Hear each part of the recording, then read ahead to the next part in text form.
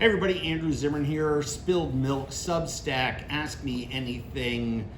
Become a subscriber and you get to ask questions and hear the answers. Everyone gets to hear the answers, but you want to talk to me and have that question answered of yours that's going to change your life, become a subscriber today.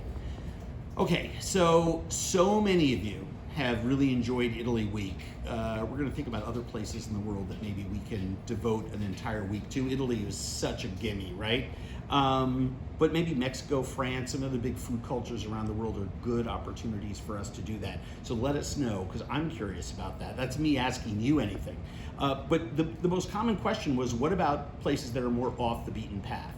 So I'm a big fan of the last stop on the subway, right? I mean, if you go to the farthest reaches of a country or a city or a place, you often find the least diluted cultural experience, right?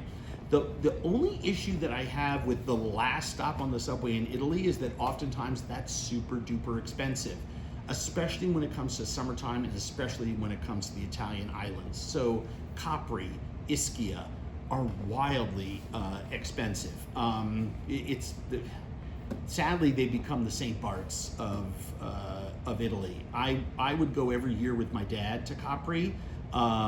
We would always stay at the Scalinatella. I'm really intimate with that island, and it's become so expensive, I can't afford to go there. Which is, there's a sad part of that for me, because that was our family's thing.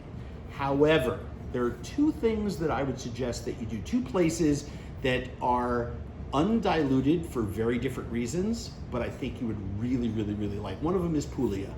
Fantastic food, where all the best places to stay are these masseria, these farms that have been converted into hotels, for want of a better expression, and they run the gamut from like bed and breakfast cheap to insane, 5-star extravagant experiences.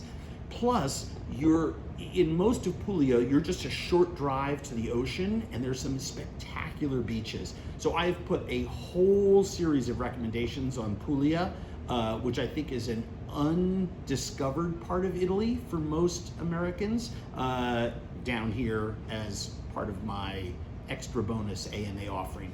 And then the other one is Sardinia.